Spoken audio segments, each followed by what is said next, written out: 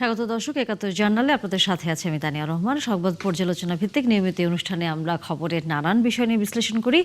পত্রপত্রিকা, television, digital media ও news পোর্টালে যেসব খবর শিরোনাম হয়ে থাকে আমরা তা জানিয়ে দিই। সে খবরের সাথে যুক্ত মানুষদের আমরা সংযুক্ত করি আমাদের আলোচনার টেবিলে। আমাদের স্টুডিও এবং অনলাইনে সংযুক্ত থাকা অতিথিরা সেসব খবরের গভীরে ঢোকেন। আজ আমাদের সাথে স্টুডিওতে আছেন সিনিয়র সাংবাদিক শামসুল আলম লিটন। অনেক ধন্যবাদ এবং স্বাগত, আমাদেরকে সময় দিয়েছেন। এবং একই সাথে আছেন আমাদের সাথে মাননীয় সংসদ সদস্য ওয়াদুদ ভাইয়া, আপনাকেও স্বাগত এবং ধন্যবাদ, সময় দিয়েছেন আমাদেরকে। অনলাইনে আমাদের সাথে আরেকজন অতিথি যুক্ত হয়ে যাবেন, আশা করি আমরা কিছুক্ষণের মধ্যেই তাকে পাবো।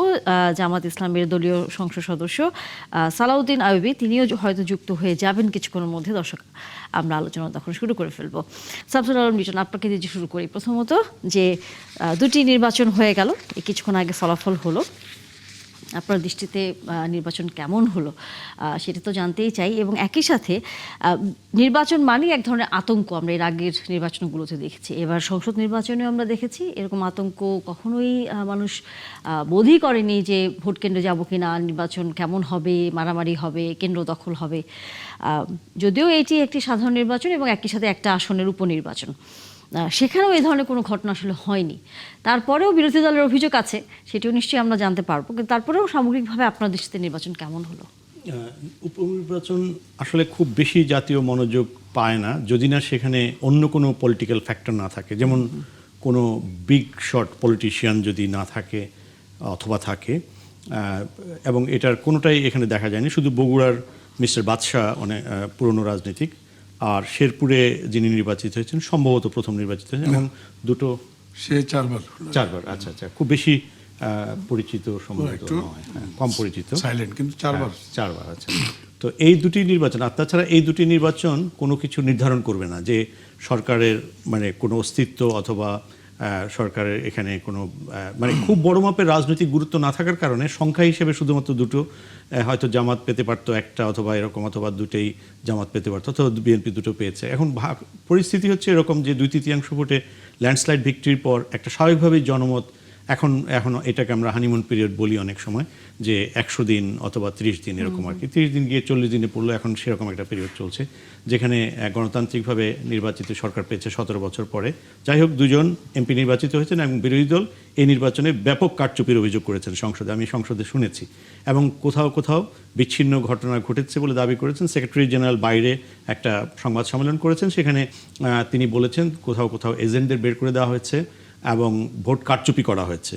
তিনি একবার চুরির কথা বলতে গিয়ে তারপরে কারচুপির কথা বলেছেন। সো আমার ওই কারেকশন দেখেই মনে হচ্ছিল যেন একটা দায়িত্বশীলতার সঙ্গে বিরোধী দল শব্দ চয়ন করছে।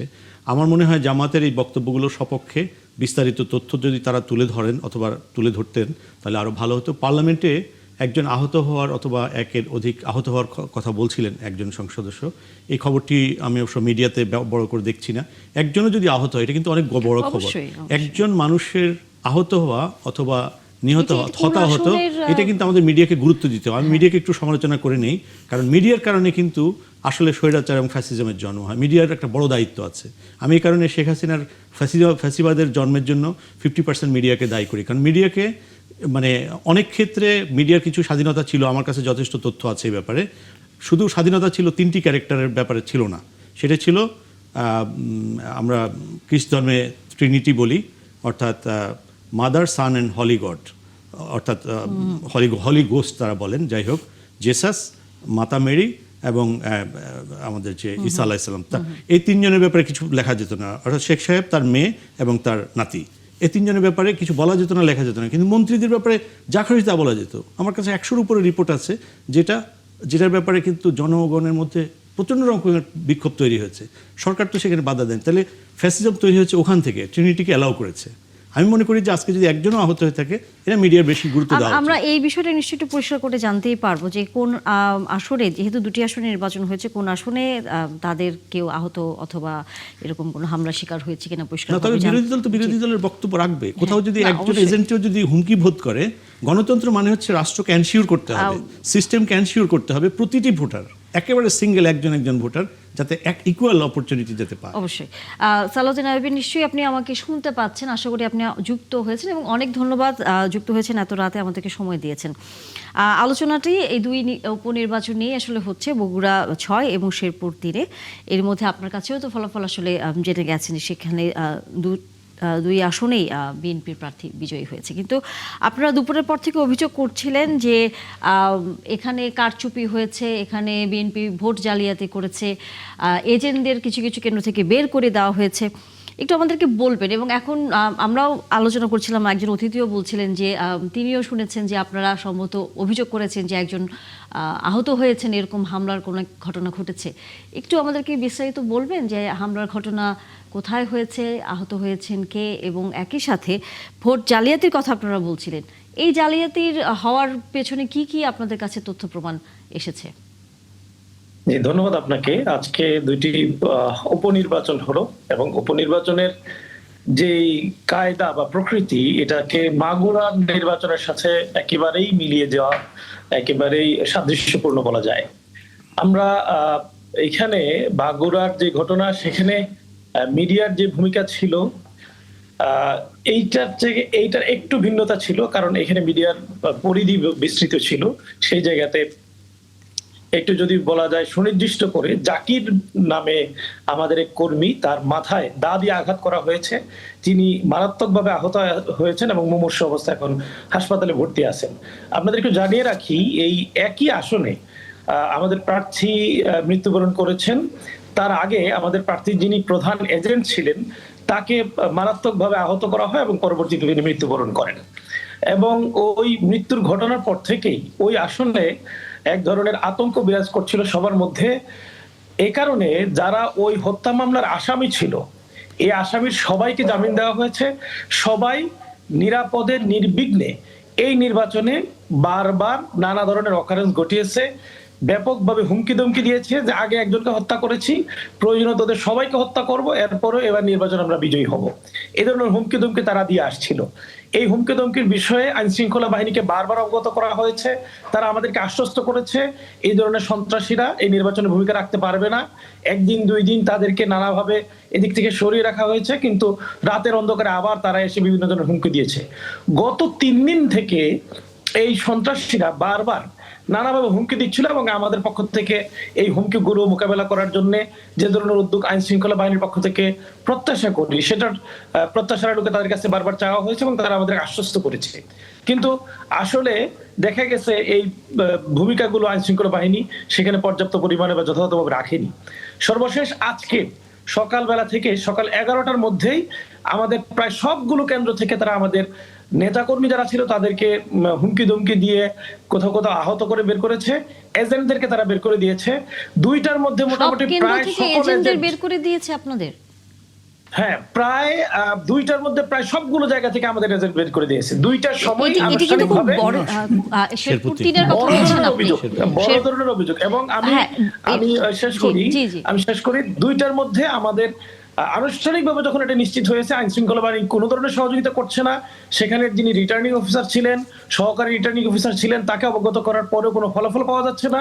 তারপরে আনুষ্ঠানিকভাবে বিশেষ করে শেরপুরে যে নির্বাচন হয়েছে সেই নির্বাচন থেকে আমরা আনুষ্ঠানিকভাবে বয়কট করা বা বর্জন করার সিদ্ধান্ত নিয়েছি। রিটার্নিং অফিসারকে অফিসিয়ালি জানানো হয়েছে, অভিযোগ করা হয়েছে এবং বলা হয়েছে যে আমরা নির্বাচন বয়কট করেছি। তার পরবর্তীতে সাংবাদিকদের ডেকে কিছুক্ষণ পর আনুষ্ঠানিকভাবে ব্রিফিং করে বলা হয়েছে যে আমরা এই নির্বাচন আর থাকছি না। যেহেতু আমাদের এটি আপনারা ঢাকায় আনুষ্ঠানিক ঘোষণা দিয়েছেন যে আপনারা আমরা ঢাকায় না, আমরা শেরপুরে ঘোষণা দিয়েছি, আনুষ্ঠানিকভাবে ঘোষণা দিয়েছি। শেরপুরে প্রার্থী নিজে ঘোষণা দিয়েছে, সেখানে প্রার্থী নিজে ঘোষণা দিয়েছে। আপনি জানেন যে সংসদে আমাদের সম্মানিত বিরোধী দলীয় নেতা জামাতের সম্মানিত আমি ডাক্তার শফিকুর রহমান সহ একটা বড় গ্রুপ সংসদে থাকার কারণে একই দিনে সংসদের বিভিন্ন ব্রিফিং টিফিং করার যে প্রস্তুতি, সে কারণে আনুষ্ঠানিকভাবে কেন্দ্রীয় নেতৃবৃন্দ এটাতে যারা ছিলেন তারা বাইরে ব্রিফিং করেছেন, কিন্তু আনুষ্ঠানিকভাবে আমিরে জামাতের মাধ্যমে সেই ব্রিফিংটা আসেনি। কেন্দ্র আসলে কয়টি, যেহেতু আপনারা বলছেন যে সব কেন্দ্র থেকে আপনাদের এজেন্ট বের করে দেওয়া হয়েছে? আমাদের এই আসলে সুনির্দিষ্ট তথ্যটা আমার কাছে নাই ঠিক কয়টা কেন্দ্র, আনুমানিক কিন্তু যে হয়তো আমি যদি ধারণা দেন। আমি সংসদে যে আসনে বসা ছিলাম জি। সেই আসনের পাশের আসনেই ছিলেন হলো শেরপুর 1 আসনের যিনি সম্মানিত এমপি রাশেদুল ইসলাম রাশেদ। তিনি তাৎক্ষণিক সার্বক্ষণিকভাবে সব ধরনের খবর পাচ্ছিলেন, সেই খবরগুলো আমরা নিচ্ছিলাম সেখানে বসে বসেই মেসেজের মাধ্যমে কি হচ্ছিল সেই খবরগুলো। বগুড়ায় একই ধরনের ঘটনা ঘটেছে এবং বগুড়ায় মানে আমরা আমাদের ঘোষণাটা, বয়কটের ঘোষণাটা নির্বাচনের শেষ হওয়ার আগেই আমরা সেখানে দিয়েছি। মূলত নির্বাচনে যে পরিবেশটা বিরাজ করে, ভোটাররা আতঙ্কের বাইরে গিয়ে ভোট দেওয়ার একটা পরিবেশ চায়, সেই পরিবেশটাই এবার অন্তত এই দুইটা উপনির্বাচনে মোটেই ছিল না। এই আতঙ্কিত পরিবেশের মধ্যে আমাদের নেতাকর্মীরা নানাভাবে চেষ্টা করেছে স্বাভাবিক থাকার জন্য, তাদেরকে স্বাভাবিক থাকার সুযোগ করে দেওয়া হয়নি। আইন শৃঙ্খলা বাহিনী সহযোগিতা করেনি, নির্বাচনী কর্মকর্তারা তাদের ওয়াদা রক্ষা করেনি। এই কারণে এই পরিবেশটা এত ভয়াবহ পরিবেশের দিকে গিয়েছে। আচ্ছা, আমরা হাতে একটু সময় কম আমাদের। সালাউদ্দিন আইয়ুবী হয়তো বলছেন, যতটুকু আমাদের সহকর্মীরা আমাদেরকে বললেন 128টা ভোট কেন্দ্র শেরপুর 3-এর এবং 4 লাখের একটু বেশি হচ্ছে সেখানে ভোটার। ওনার কথা অনুযায়ী ভাইয়া যদি এরকম হয় যে দুপুর 2টার মধ্যে উনি বলছেন যে সকল কেন্দ্র থেকে 128টি কেন্দ্র থেকে তাদের এজেন্টদের বের করে দেওয়া হয়েছে, এটি সাধারণত কোনো নির্বাচনে দেখা যায় না যে সব কেন্দ্র থেকে একজন প্রার্থীর এজেন্টকে বের করে দেওয়া হয়। অবশ্যই এটি অন্যরকম ঘটনা, কিন্তু এই ঘটনাটা কোথাও আসলো না, না কোনো গণমাধ্যমের থেকেও আমরা যেটা সবচেয়ে বেশি জানি যে সামাজিক যোগাযোগ মাধ্যম ভয়াবহ এখন অ্যাক্টিভ, গণমাধ্যমের থেকেও তারা অনেক দ্রুততার সাথে সকল তথ্য সারা দেশে জানিয়ে দেয়। সেখানে এই খবরগুলো আসলে না জানার কারণটি কিছুটা আপনার কাছে অপ্রত্যাশিত মনে হয় কিনা? অপ্রত্যাশিত তো মনেই হয়, পাশাপাশি এই ঘটনার বর্ণনাগুলো আমার কাছে আজগুবি মনে হচ্ছে। কেন এখন দেশে এই কালচার নেই। 5ই আগস্টে ফ্যাসিস্টের বিদায়ের পরে সরকার, দল, প্রশাসন, মিডিয়া এবং ভোটার সবাই কিন্তু অনেকটা অ্যালার্ট যে আমরা একটা স্বচ্ছতার মধ্য দিয়ে কাজ করব। এরকমটাই ভোটারদেরও মানসিকতা। কারণ আমরা এত তিক্ত, ভোটাররা এত তিক্ত যে ভোট না হতে হতে এমন একটা অবস্থা গেছে। এখন জামাত ইসলাম তো যেমন একটা ভাইব তুলেছিল যে তারা সরকারে যাবে, এরকম একটা তাদের প্রত্যাশা ছিল। এই অবস্থায় তারা এই যে আজগুবি কথাবার্তা, অভিযোগগুলো আনতেছে, এগুলাকে আমি আজগুবি মনে করছি। কারণ এটা সোশ্যাল মিডিয়ায় তো ঘটনার বর্ণনা সহ ছবি সহ চলে আসতো। কোথাও যদি কাউকে আহত করে, কোথাও যদি কাউকে বের করে দেয়, ওই ছবি সহ চলে আসতো, এবং যাকে বের করে দিচ্ছে সে ভিডিও দিয়ে ছেড়ে দিত। জামাত ইসলামের যে ভোট বাহিনী আছে, এই ভোট বাহিনী তো এনাম মিডিয়ার জন্য। তো ভোট বাহিনীও তো দেখলাম যে আজকে এরকম কোনো কিছু তুলতে পারে নাই। সেই হিসাবে আমি বলবো যে এটা ওনারা এটা নাটকীয় একটা গল্প বানাচ্ছেন। আপনি খেয়াল করলে কেন আমি গল্প বলছি, যেমন বগুড়ার আসনটি জনাব তারেক রহমান সাহেব বর্তমান প্রধানমন্ত্রী তার আসন তিনি ছেড়ে দিয়েছে, এটা বিএনপির আসন। এখানে নর্মালি ভোটাররা বিএনপির মেজরিটি ভোটার, এখানে বিএনপিকে ভোট দেবে, এটাই স্বাভাবিক। শেরপুরের যিনি রুবেল, মাহমুদুর রহমান রুবেল, তিনি এই পর্যন্ত 3বার কি 4বার, আমি ভুল না করলেও হয় 4বার নাহলে 3বার এমপি হয়েছে। তার বাবাও কিন্তু এমপি ছিল। তাহলে কি দাঁড়ালো, এই আসনটাও কিন্তু বিএনপি অথবা রুবেলের পক্ষের আসন। এটা তো আওয়ামী লীগের আমলের নির্বাচনের মধ্যে দিয়ে রুবেল এমপি হয়নি। অতএব এবারও জনমত রুবেলের পক্ষে, বিএনপির পক্ষে। তো ওই হিসাবে এটাই স্বাভাবিক ফলাফলের, এটা স্বাভাবিক। কিন্তু অস্বাভাবিক আমি কিছুই দেখছি না। 2-1টা বিচ্ছিন্ন ঘটনা ঘটে নাই বা ঘটবে না আমি সেটাও বলবো না, ঘটতেই পারে। সব মানুষকে তো সরকার বা জামাত ইসলাম বা দলগুলো নিয়ন্ত্রণ করতে পারে না, সব কর্মীকে আমরা নিয়ন্ত্রণ করতে পারি না। তো তেমনিভাবে যে কোনো কর্মী যে কোনো ঘটনা করতেই পারে, সেরকম বিক্ষিপ্ত 2-1টা ঘটনা ঘটতেও পারে। আমি এই ব্যাপারে আমার সহ-আলোচক ভাইয়ের কথার সাথে আমি দ্বিমত করবো না। কিন্তু যেভাবে ঢালাভাবে বলছে যে একেবারে সবাইকে বের করে দিয়েছে, আমি যতটুকু জানি যে শেরপুরের তো প্রার্থী দুপুরের আগেই নিজে সরে গেছে মাঠ থেকে, মাঠের অবস্থা দেখে তিনি সরে গেছে। মাঠের জনমত বা ভোট কোন দিকে যাচ্ছে এটা তো বোঝা যায়, প্রার্থী হিসেবে আমরা বুঝতে পারতাম। তিনিও বুঝতে পেরে তিনি সরে গেছে। তাহলে কোথায় সকল এজেন্টকে 228টা কেন্দ্রে 128টা কেন্দ্রে বের করে দেওয়া তো বিশাল ব্যাপার না। তাহলে প্রশাসন, নিরাপত্তা বাহিনী তারা কি করছে? তারা তো এখন সরকারের লেজুর ভিত্তিক করছে না। মাত্র সরকারের হানিমুন পিরিয়ড, মাত্র 1.5 মাসের সরকার। এই সরকার তো এখনো সব জায়গায় তার প্রভাব বিস্তার করতেই পারে না। এখনো তো সব জায়গায় আওয়ামী লীগ বসে আছে, নিরপেক্ষ লোক বসে আছে, জামাত ইসলাম বসে আছে। আপনার রিটার্নিং অফিসারের মধ্যে অনেকেই তো 40টার উপরে জামাত ইসলামের রিটার্নিং অফিসার। মিডিয়াতে ম্যাক্সিমাম আওয়ামী লীগের লোক। এই 71 টিভিতে বসে আমি বলছি 71 টিভি এখনো আওয়ামী লীগের দখলে। তাহলে ওরা তো স্বাধীনভাবে কথা বলতে পারার কথা। অতএব 71 টিভি তো আর বিএনপি হয়ে যায়নি, বা অন্যান্য মিডিয়াগুলো বিএনপি হয়ে যায়নি। যেমন আমার দেশ, উনি তো খুব স্বাধীনভাবে চালাচ্ছেন, মাহমুদুর রহমান সাহেব। তো তিনি তো এটা লিখতো। আমি একটা কথার কথা 71কে উদাহরণ হিসেবে আনলাম, আপনারা কিছু মনে করবেন না। আমি বুঝাতে চাচ্ছি স্ট্রিম মিডিয়াগুলো তো মানে মূলধারার মিডিয়াগুলো তো এটা অবশ্যই আনতো। মিডিয়াগুলো যদি কোনো কারণ নাও আনে, সোশ্যাল মিডিয়াতে এটা চলে আসতো। এইখানে ওনাদের যে একটা কথার জন্য কথা বলা, অভিযোগটা বিএনপির বিরুদ্ধে আনতেই হবে। কারণ ওনারা তো কল্পনাই করেছিল, দিবাস্বপ্ন দেখেছিল সরকারে চলে আসতেছে, আগামী দিনে বোধহয় চলে আসতেছে। ওনারা বুঝে না আওয়ামী লীগ মাঠে আসলে ওনাদের জায়গাটা কোথায় হবে। এখানে আবার বিরোধী দলের কিন্তু আবার অভিযোগ আপনাদের দিকে থাকে যে আপনারাই নাকি আওয়ামী লীগকে আনার নানা রকম পন্থা বের করছেন। আমরা উত্তর শুনবো, তবে বিরতির পর। অতিথিরা আছেন আমাদের সাথে। দর্শক, 71 জানালে বিরতির সময় হয়ে গেল। বিরতির পর নিশ্চয়ই আলোচনায় যুক্ত হবেন। ধন্যবাদ দর্শক, সাথে থাকার জন্য আবার আমন্ত্রণ 71 জানালে। নানা রকম সংবাদ শিরোনামের মধ্যে আসলে প্রধান শিরোনামগুলো এই নির্বাচন এবং সংসদের আসলে খবরাখবরগুলো নিয়ে।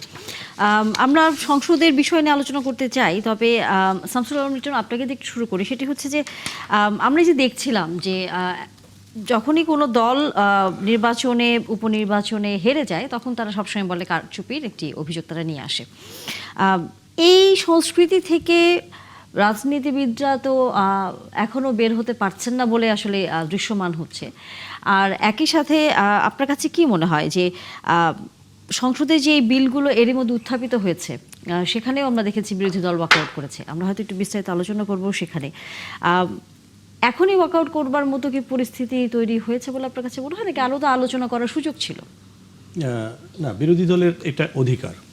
সংসদীয় রাজনীতি আর বিশেষ করে গণতন্ত্র, এটাকে আমরা যদি একটা কুসুম কুসুম রাজনৈতিক সম্পর্কের একটা মজার একটা ব্যাপার মনে করি, তাহলে ভুল করব। এবং গণতন্ত্রের প্রতিটা মোমেন্ট, কারণ একটা নেশন কিন্তু একটা ভাইব্রেন্ট, নেশনের প্রচুর সে আছে, এবং সেটা কিন্তু রিফ্লেক্ট হয় পার্লামেন্টে, এবং সেটাই হচ্ছে ন্যাশনাল পার্লামেন্ট, জনগণের সমস্ত অংশের মতামতের প্রতিফলন। এখানে যে কাজগুলো করা হয়েছে সেগুলোকে কি বিল পাস করেছে আমরা জানি। শতাধিক বিল, যেগুলো দিয়ে গত 1.5 বছর 15-16 মাস সরকার পরিচালনা করেছে ডক্টর ইউনূসের সরকার। সবগুলোর সঙ্গে সরকারি দল একমত হবে, অথবা সরকারের সবগুলোর সঙ্গে বিরোধী দল একমত হবে, ব্যাপারটা কিন্তু তা নয়। হ্যাঁ, সুতরাং বিরোধী দলও অনেক বিলেই কিন্তু একমত হয়েছে, সর্বসম্মতভাবে পাশ হয়েছে, আমরা দেখেছি। এবং অনেক বিলে তারা আপত্তি করেছে। সন্ত্রাস দমন আইনটাতে তো বিলটাতে তো বিরোধী দল একমত হয়েছে না? হ্যাঁ, বিরোধী দল সন্ত্রাস দমন আইন এবং পাশাপাশি অসংখ্য আইনেই একেবারে সর্বসম্মতভাবে এগুলো গৃহীত হয়েছে। গৃহীত না হলে কি হয়, সেটা ল্যাপস হয়ে যায়, এবং তার কারণে যদি কোনো কিছু সৃজিত হয়, কোনো আর্থিক সংশ্লেষ অথবা কোনো প্রশাসনিক ব্যবস্থা, সেগুলো অবৈধ হয়ে যায়, অথবা সেগুলোর কারণে জটিলতা দেখা দিতে পারে। সুতরাং এই ধরনের ইন্টারিম গভর্নমেন্ট, যেটিকে আমরা বিপ্লবের, গণ অভ্যুত্থানের যাই বলি, সেটা তো জনতার সরকার ছিল। একটা ফ্যাসিস্ট সরকারের অবসানের পরে দেশকে গণতান্ত্রিক ব্যবস্থায় নিয়ে আসার জন্য তারা দায়িত্ব পালন করছে। সেই সময় তারা অনেক ভুল করতেই পারে, যে কোনো মানুষই। রাষ্ট্র একটা পলিটিক্যাল মেকানিজম, সুতরাং এখানে প্রতিদিনই সেই জনতার সরকারই চালাক আর নির্বাচিত সরকারই চালাক, আর সেটি ভুল করতে, সব ভুলটাকে রেকটিফাই করতে গিয়ে যে অধ্যাদেশগুলো তারা জারি করেছে, তার মধ্যে যেমন সবচেয়ে বড় যেটা নিয়ে এখন বিতর্ক হচ্ছে, এবং এটা নিয়ে পাবলিক ডোমেনে বিতর্ক হচ্ছে, সেটা রিফ্লেকশন পার্লামেন্টে অপোজিশন দিয়েছে। আবার কোনো সরকারি দলের সদস্য কমিটির মিটিংয়ে আলোচনা করেছেন মানবাধিকার ব্যাপারটা নিয়ে। তারপর হচ্ছে যে আদেশ, প্রেসিডেন্সিয়াল আদেশের ব্যাপারটা নিয়ে। এখন কথা হচ্ছে যে বিএনপি যেটি বলছে সেটা হচ্ছে যে আমরা জুলাই সনদ বাস্তবায়ন করব, আমরা আদেশকে অবৈধ মনে করি। কারণ কি? কারণ যে জুলাই সনদের যে আদেশের ভেতরে অনেকগুলো বিষয় আছে, সেটি পুরোপুরি সংবিধানের সঙ্গে, সংবিধানের অনেক ধারার সঙ্গে সাংঘর্ষিক, এটি একটি। আর দ্বিতীয়ত হচ্ছে যে এই জুলাই সনদে আমরা কিন্তু সবাই জানি, এর মধ্যে টেলিভিশনে আলাপ আলোচনা যারা শোনেন, দেখুন ওখানে আমরা যে গণভোটে যে 4টা অংশে ভোট দিয়েছি, সেখানে কোনো দফায় কিন্তু কোনো দলের নোট অফ ডিসেন্ট ছিল, কিন্তু সেখানে কিন্তু সেটা উল্লেখ ছিল না। এবং অন্য যে বিষয়গুলো ছিল ঐক্যমতের ব্যাপার, আমরা যেটা ঐক্যমতের ব্যাপার বলছি, সেখানেও অনেক কিছুতেই জামাত ইসলাম এবং বিএনপির কিন্তু নোট অফ ডিসেন্ট ছিল, কিন্তু সেটা কিন্তু জুলাই সনদে উল্লেখ করা ছিল না, যার ফলে এটাকে সরকারি দল বলছে যে এখানে এটা দুইটা বিষয় প্রতারণার আসলে দলিল। বেশ বিরোধী দল বারবারই বলছে যে গণভোটের রায় বাস্তবায়ন করতে চায় না বিএনপি, এবং সংবিধান সংস্কারের জায়গাটাও তারা হচ্ছে কোনোভাবেই নিজেদের অবস্থান পরিষ্কার করছে না। এ ব্যাপারে তো সরকারি দল স্পষ্টভাবে যে কথাটা বলেছে, যদিও তিনি স্বরাষ্ট্রমন্ত্রী, কিন্তু তিনি তো একজন আইনের ছাত্র, সেই কারণে তিনি অনেক ক্ষেত্রে আইনের বিষয়গুলো লিড নিয়ে কথা বলছেন। তিনি সরকারের পক্ষ থেকে একটা জিনিস স্পষ্ট করেছেন, সেটি হচ্ছে যে এই জুলাই সনদটা যেটা সাইন করেছেন, কি কারণে সাইন করেছেন, ব্যবস্থাটিকে নর্মাল পরিস্থিতি ফেরত আনার জন্য। এবং এখানে এই সনদ প্রতিষ্ঠার পেছনে যতগুলো আলোচনা টেলিভিশন খবরে আমরা সবাই দেখেছি, সেখানে কিন্তু নোট অফ ডিসেন্টগুলোর কথাগুলো কিন্তু আলোচনা এসেছিল। কেন এসেছিল? কারণ প্রতিটি রাজনৈতিক দলের তার নিজের দলের ব্যাপারে যেমন যত্নশীল দায়িত্বশীল হওয়া উচিত, তেমনি কোন ডকুমেন্টে তারা ভবিষ্যতের জন্য রচনা করছে সেটিকেও যত্নশীল হওয়া উচিত। এমন কোনো কিছু আমরা এই মুহূর্তে করতে পারি না যেটা আগামী 5 বছর অথবা আগামী 10 বছরের জন্য পরবর্তী সরকার অথবা সংসদের উপরে ইম্পোজড হয়। এ কথাটি সরকার বলতে চেয়েছে। এখন এখানে যদি পাবলিকলি কোনো এরর থাকে, পপুলার কোনো এরর থাকে, সেটা নিয়ে বিরোধী দল রাজনীতি করবে আগামী 4 বছর 5 বছর, এটা কিন্তু হুমকি ধমকি দেওয়াটা কিন্তু সংসদীয় গণতন্ত্রের অংশ হতে পারে না। আমরা কিন্তু যেটি মনে করি, বিরোধী দলের কাজ হচ্ছে সরকার উৎখাত করা, এটা রাইট, কিন্তু সরকার উৎখাত করা কোন ভিত্তিতে, সেটি হচ্ছে সিস্টেমের মধ্যে দিয়ে। হ্যাঁ, আমি বলবো না যে সরকার মানে হচ্ছে 5 বছর, সরকারের ম্যাক্সিমাম লেংথ হচ্ছে 5 বছর, কিন্তু এর মধ্যে যদি সরকার যদি তার আস্থা হারিয়ে ফেলে, তাহলে সংসদে আস্থার ভোট হবে, সেখানে জনগণকে যখন এক করা হবে তখন কিন্তু সংসদের একটা রিফ্লেকশন হবে। হ্যাঁ, অনেকে 70 ধারার করবো, কথা বলেন 74 ধারা করবো, সেটা অন্য আলোচনা, কিন্তু আমি মনে করি যে সরকারেরও প্রিভিলেজগুলো সেটি হচ্ছে প্রতিটা বিষয়ে তার অবস্থান স্পষ্ট করা, এবং মানবাধিকার কমিশনের যে বিলটা যেটা নিয়ে সুশীল সমাজ অথবা মানবাধিকার, ইভেন আমরা যারা মানবাধিকার কর্মী তাদের অনেকের কাছেই কিন্তু পর্যাপ্ত ব্যাখ্যা নেই। আমি হয়তো একটা ব্যাখ্যা দিচ্ছি, সেটি সরকারের এক অংশকে সমর্থন করবে, আরেক অংশকে সমর্থন নাও করতে পারে, কিন্তু এই ব্যাপারে সরকারের দায়িত্ব হচ্ছে সরকারের অবস্থানগুলো সংসদে যেমন টাইম লিমিটেশনের মাধ্যমে ওনারা ব্যাখ্যা করেন, জনগণের সামনেও সেগুলো ব্যাখ্যা করা দরকার। সেটি কি প্রধানমন্ত্রী প্রেস সচিব করবেন না কমিউনিকেশন ম্যানেজমেন্টের পার্টি এটা নিয়েও এক ধরনের কথা সেটি হচ্ছে যে কেন স্বরাষ্ট্রমন্ত্রী সব কথাগুলো বলছেন আর সংসদে, এটা নিয়েও এক ধরনের কথা বলেছে বিরোধী দলের সদস্যরা। সালাউদ্দিন আইয়ুবী, আপনি যেহেতু আছেন আমাদের সাথে, দুটি প্রশ্ন। এক হচ্ছে যে গণভোট বাস্তবায়ন করতে চায় না বিএনপি, এই ধরনের একটি মানসিকতা নিয়ে গত কয়েকদিন ধরে আপনাদের বিভিন্ন নেতাকর্মীরা এই ধরনের বক্তব্য দিয়ে যাচ্ছেন। কেন আপনাদের মনে হচ্ছে যে বিএনপি গণভোট সেটি বাস্তবায়ন করতে চায় না? আর সংবিধান সংস্কারের যে কমিটি করা হয়েছে সেখানে তো আপনাদেরকে অন্তর্ভুক্ত করা হয়েছে, কিন্তু আপনারা সেখানে থাকার জন্য এখন আবার আগ্রহ দেখাচ্ছেন না। জি, ধন্যবাদ আপনাকে। আমি এই প্রসঙ্গে আসার আগে আগের প্রসঙ্গে কিছু প্রশ্ন উঠেছে, আপনিও প্রশ্ন করেছেন যে শেরপুরে এবং বগুড়ায় যে ঘটনাগুলো ঘটেছে সেগুলোর প্রমাণ নাই কেন, সোশ্যাল মিডিয়া আসে নাই কেন। দেখেন, আপনি সোশ্যাল মিডিয়া খুললেই দেখবেন এই যে ভাইটা আমাদের আহত হয়েছে, তিনি আহত হয়েছে, তার মাথা সেলাই করতেছে, এটা সোশ্যাল মিডিয়া এখন ভাইরাল। কিন্তু দুঃখজনক হলো সত্য, আমাদের মাননীয় সংসদ সদস্য ওয়াদুদ ভূঁইয়া সাহেব বলেছেন this is 71 TV, that's why আমি মনেই করি না যে আপনারা কখনো দিন খুঁজে পাবেন। আমি আমার ব্যক্তিগতভাবে নেওয়ার কিছু নেই যে 71 টিভি সংবাদ প্রচার করবে না, নিশ্চয়ই অন্যান্য সংবাদ মাধ্যমগুলোও নিশ্চয়ই তাহলে প্রচার করতো, অন্য গণমাধ্যমগুলো তারা কি প্রচার করেছে? আপনি এই প্রমাণটা তো দেখাইলাম যে অবশ্যই আমরা হয়তো একেবারে ভাইরাল, শুধু একটা না, আমার কাছে এই যে এখানে 100-র বেশি ভিডিও এই মুহূর্তে আমি কিন্তু কালেকশন করছি, 100-র বেশি ভিডিও এখানে, আমি চাইলে আপনারা এখান থেকে দেখাইতে পারবো। আপনি বলতেছেন যে কোথাও সোশ্যাল মিডিয়া কোথাও আসে নাই, মানে আসলে দিস ইজ অ্যাস্টোনিশিং, এত বড় দুর্ঘটনাগুলো ঘটে গেল। দেখেন আপনি মানে শত শত ভাইকে এই দেখেন পাঞ্জাবি ছিঁড়ে একেবারে ভয়াবহ অবস্থা করে রাখছে। এটা তো পুরানো ভিডিও হতে পারে, আপনি একটা দুটো পোস্ট দেখান তো দেখি, পোস্ট সোশ্যাল মিডিয়ার পোস্ট, এগুলো তো আপনার কাছে আসা ভিডিও। আপনি যে সোশ্যাল মিডিয়া পোস্ট হয়েছে, সোশ্যাল মিডিয়া যে পোস্ট হয়েছে সেরকম দুই একটা দেখান দেখি। হ্যাঁ, আমি আপনাকে দেখেন জনপ্রিয় টেলিভিশন এই ভিডিওগুলো তো আগের ভিডিও হতে পারে না, আগে আচ্ছা আপনি ইয়ে করে দেখতে পারেন, বাংলা এডিশন মানে পরিচিত সোশ্যাল মিডিয়ার একটা বাংলা এডিশনে দিয়েছে। তারপরে শেরপুর দর্পণ নামে শেরপুরের জনপ্রিয় একটা পত্রিকা আছে, সেই পত্রিকা এসেছে, দেশ টিভিতে নিউজ এসেছে, আমি তো বলছি বিস্তারিত বলা শুরুতে হয়েছে। একটা দুইটা ঘটনা তো ঘটতেই পারে, সেটা হ্যাঁ, হ্যাঁ, কর্মীদেরকে আমি জবাবটা দিয়েছি কেন, যেভাবে বলেছে যে শামসুল একটা আহমেদ ঘটনা চৌধুরী, আসলো আপনিও না। দেখেছেন কি না, বা আমার কারণ উপস্থাপিকা- আমরা অন্যান্য উপস্থাপিকা মিডিয়াগুলোতে বলছিলেন- এই ধরনের ঘটনা যদি উপস্থাপিকা ঘটে যায়, হয়তো একাত্তর টিভির উপর উপস্থাপিকা ওনারা হয়তো বলছিলেন রাগ যে থেকে একটা বলতে ঘটনা পারে ঘটলো একাত্তর টিভি না। হয়তো প্রচার করছে না, কিন্তু অন্য TV করে না। অন্য গণমাধ্যমগুলো তো নিশ্চয়ই না করার কোনো কারণ নেই। আমি তো মাহমুদুর রহমানের এই যে আমার দেশে কথা বললাম। আমি এমপি সাহেবের একটু প্রশ্ন করি। জি, আমি অবশ্যই। এই জায়গাটাতে শেষ জি, করি, জি, এই জি, জায়গাটা জি, শেষ করি। জি, জি। একবারে সুনির্দিষ্ট তথ্য সহ আমরা আনুষ্ঠানিকভাবে আপনাদের কাছে আপনাদের ডাটাগুলো দিব ইনশাআল্লাহ। আশা করি সেই জায়গা থেকে আরেকটু বেশি ক্লিয়ার হতে পারবেন। আমি এই প্রশ্নটা এই জন্য উঠেছি যে আপনি উপস্থাপক হিসেবে যেভাবে বললেন যে কোথাও তো আসলো না, তাহলে এটা কেমন হলো? এটা আসলে আসলে তো। সঠিক নয়। আপনার এই উপস্থাপনাটা সঠিক নয় যে কোথাও আসেনি। এটা সোশ্যাল মিডিয়ায় দেখুন, আমাদের ঢাকা থেকে টিম গিয়েছে, আমাদের ঢাকা থেকে মেইন স্ট্রিমের যারা ঢাকা রিপোর্টার তারা গিয়েছে। আমরা 24 ঘন্টা লাইভ করা নিউজ চ্যানেল, আমাদের প্রত্যেকটা সময় লাইভ হয়। যদি এরকম ঘটনা ঘটে থাকে, নিশ্চয়ই আমাদের রিপোর্টারও আমাদের সাথে কথা বলেছে, আমাদের সংবাদে প্রচার হওয়ার জায়গা আছে। আপনারা এর আগে থেকে হয়তো মনে করতেন যে আগে একাত্তর টেলিভিশন মানে আওয়ামী লীগ, কিন্তু আমাদের তো এখন সেরকম হাসপাতালে ভর্তি হয়ে এখন চিকিৎসা নিচ্ছি, মুমূর্ষু অবস্থায় আছে, তিনি কি নিউজ হওয়ার মতো একটা, এটা কি নিউজ না, নির্বাচনের সময় যে যা ঘটবে সব কটাই নিউজ হবে। কোন কিন্তু নিউজ নিউজ হচ্ছে কেন কিন্তু হলো না? টেলিভিশন বাদ দিয়ে কখনো করেনি। কেন হলো না বলেন তো, কেন হলো না নিউজটা? এটা কি ভাই, শুধু এটা একাত্তর তো টেলিভিশন করেনি, নাকি যিনি অন্যান্য মাথা- গণমাধ্যমগুলো এটা তো- করেনি? এটা তো অন্যান্য কোনো- গণমাধ্যমগুলো কি করেছে?